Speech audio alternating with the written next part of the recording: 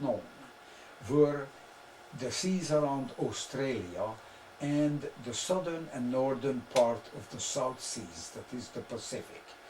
The British Geographical Society and the Navy sent out James Cook, one of the greatest navigators of the world has ever known, and he's taken his East Coast collier Endeavour, and in 3 separate 2 to 3 year voyages, not always the same ship, on later ships he used the Discovery and other ships, but always the same 180-foot East Coast collier, which he considered the best ship for the ocean sea.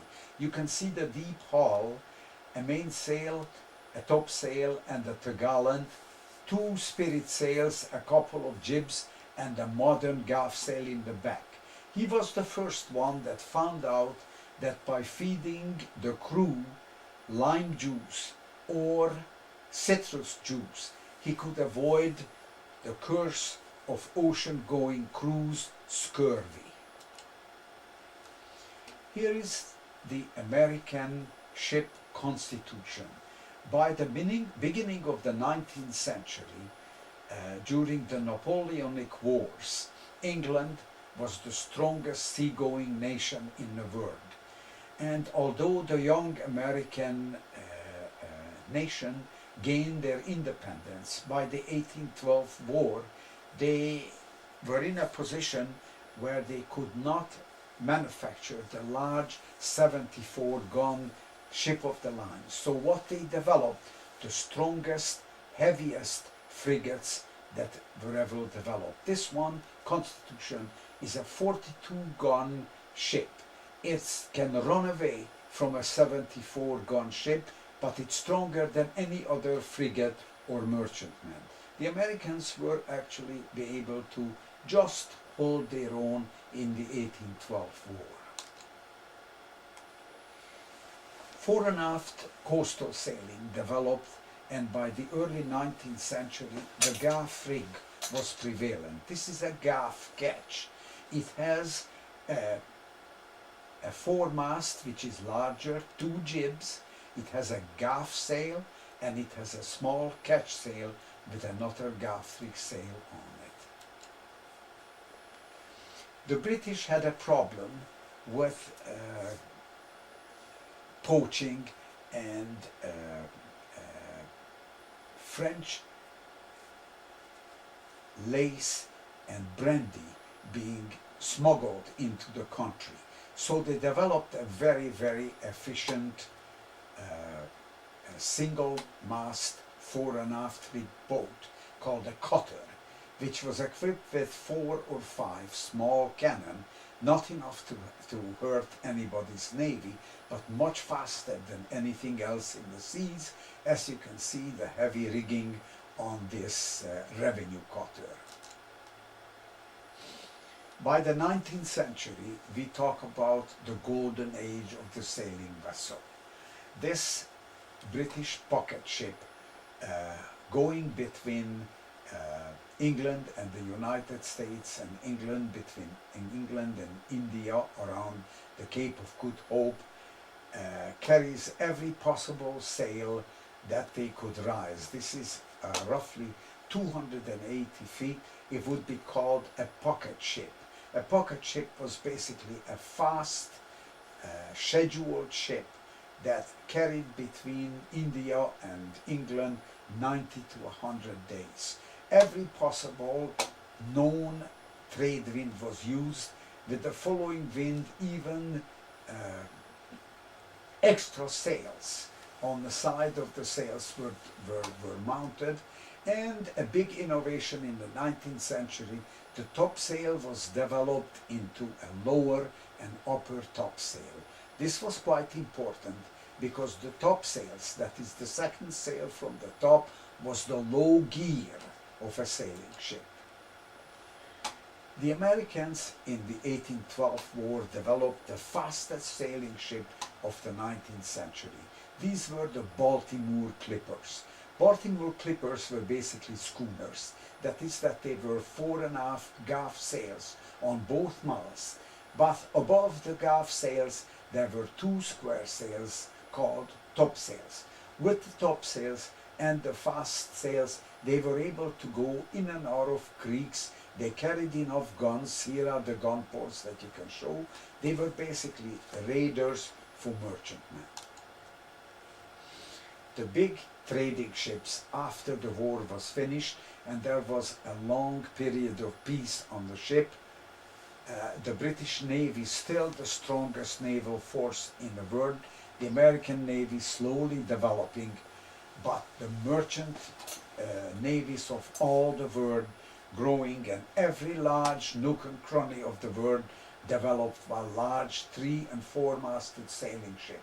By this time the divided topsails on all 3 masts were an accepted situation, and the ships were so handy that a large 10,000-ton ship like that could carry something like 30 or 40 people, and with good winches and sets of rigging able to go almost any winds.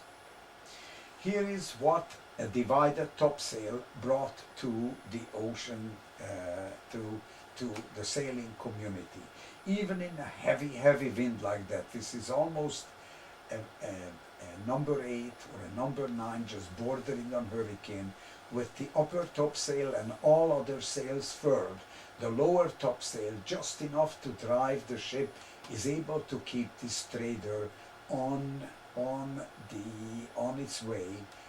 These sails were of course much heavier material than the other one, and for steering purposes he carries a very heavy staysail. Everything else is firmly stowed. By the end of the 19th century, people started building ships out of iron. Here is one of the oldest iron ships that I know. This times they have again the divided topsails. The lower masts are also made out of steel, and in this particular case the mainmast and the mizzenmast are 4.5 rigged. So this ship, even though it has square sails on the front, would be called a Brigantine.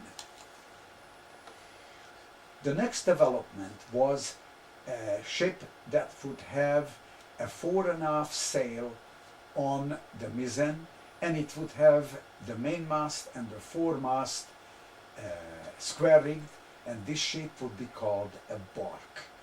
The barks were almost the most heavily used sail at the end of the 19th century. And then of course the last development was a Brigantine of a schooner rigged sail. This one has 3 masts rigged in 4.5 sails, all with jibs.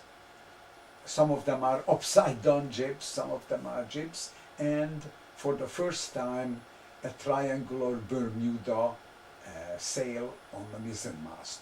The foremast is still rigged with square sails, and this one is a fairly modern cruise boat. One of the handiest little vessels were about 100-foot Brigantine. Brigantines or hermaphrodite brigs were 2-masted vessels with a 4.5 rigged mainmast and a square rigged foremast. These sails were in use right up to the Second World War in the South Seas. Some of the modern ships that survive nowadays are steel ships that are used for sail training. This is a sail training ship. You can see that it's probably from the turn of the 20th century, at which point they were still building large 300-foot ships for certain trades where scheduling and time was not important. There were 2 such trades. One was the grain trade from Australia to Europe, and the second was the nitrate trade from Chile to Europe. Nitrates for fertilizers and also for gunpowder. By this time, sail handling was brought down to the latest, the lowest common denominator. They had foot ropes, and the sails were still rolled up by a crew of 3 per half yard. That is 6 people to a large yard. On the upper yards that were shorter, 2 or even 1 person on the foot ropes were enough. You hung on to a jack bar that was bolted to the top of the 17-18-inch diameter steel spar that these ships had, and you always had only one hand for rolling the sail. One hand for yourself, one hand for the ship. Here's the forward part of a early 20th century, late 19th century ship. You can see that they are just raising a lower sail for changing, and you can see one sail on top of the other one right up to the skysail. Here again is the painting of a late 19th century, earliest 20th century bark. These ships were the workhorses of the late 19th century. Even those steamers were now the fastest ships across the ocean. Steamers had to take a lot of space out for coal bunkers, for big boilers and heavy engines. The combination of boilers and oil scuttles and engines took so much of the ship off that only people or expensive merchandise that had to be there on time were transported on steamships for quite a long time. Sailing ships carried the main cargo until the last 2 decades of the 19th century. Here is a typical late 19th century, early 20th century grain ship on its way from Australia to Europe. Of course, after the motor ships took over from steamships, and a relatively small oil tank and a large diesel engine took much less space than the old steam system, the sailing ships were finally pushed out of the trading of the nations. The only thing that remains for a modern sailing ship is sail training. Almost all large merchant nations have their sail training ship. This is a European sail training ship belonging to the Spanish. One of the sailing traditions that remained decades after the big square rig transatlantic, trans-Pacific sail was pushed out of the trade was the Coastwise schooners. This is a west coast 3-masted schooner that carried a whole lot of timber. You can see a deck load of timber on top of it.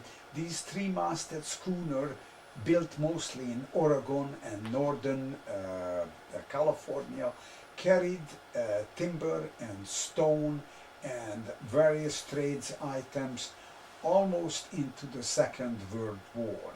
This particular boat is carrying a beam wind with its lower gaff rig eased off for the following breeze, and the staysail, an inner jib, a jib, and an outer jib.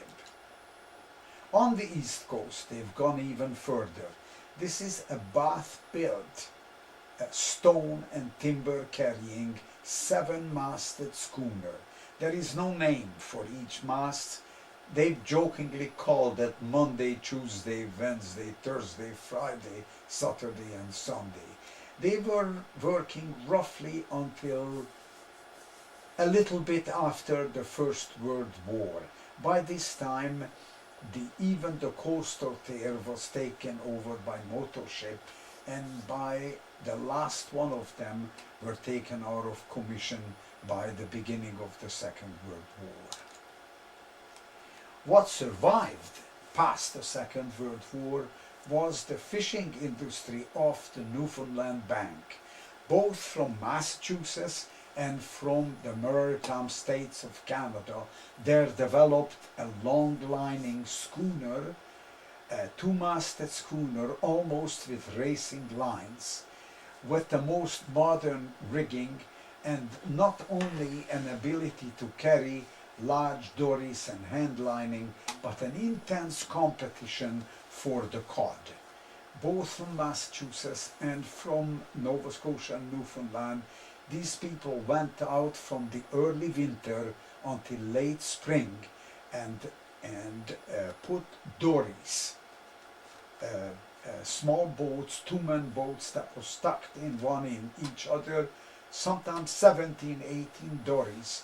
They stood two in under reduced sail, and the dories fished with long lines all day long.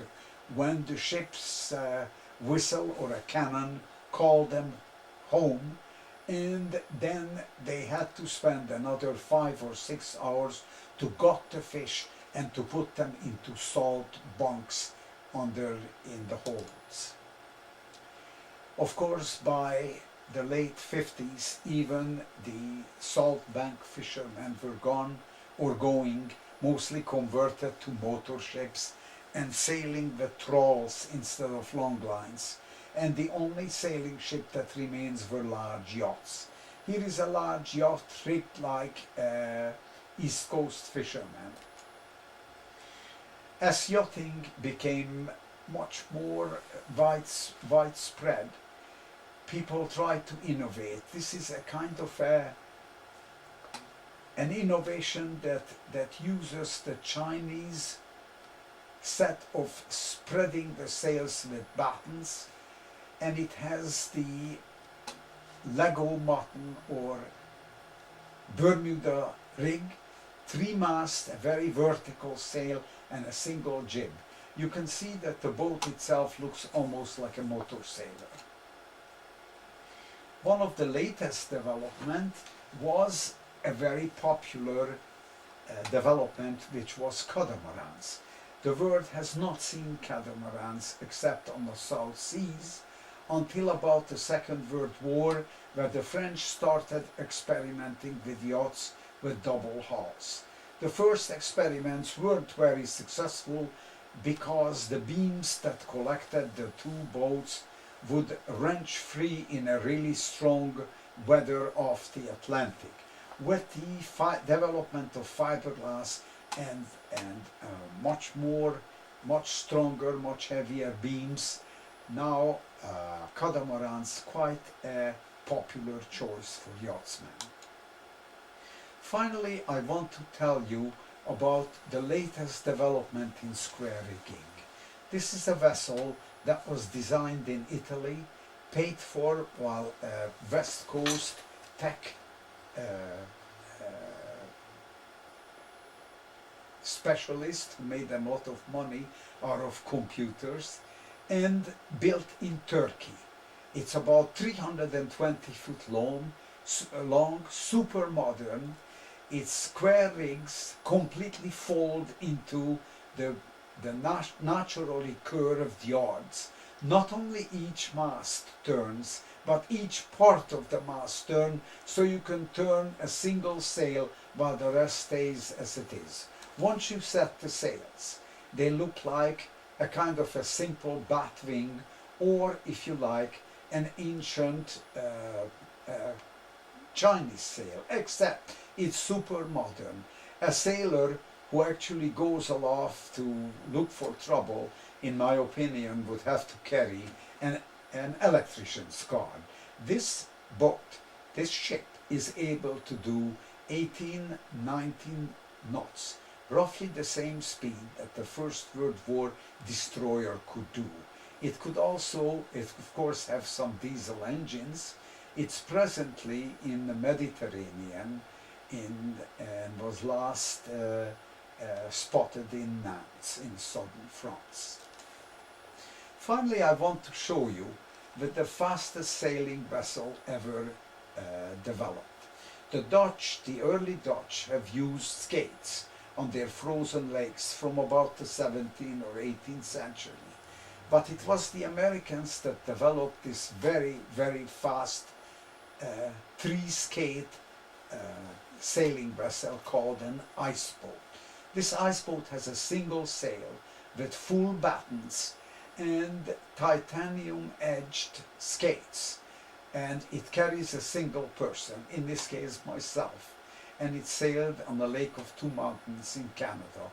This boat is capable of about 75-80 miles per hour, can go within 25 miles of the wind, that is as close as any sailing vessel can ever go, and actually works not on wind but vacuum in front of the wind.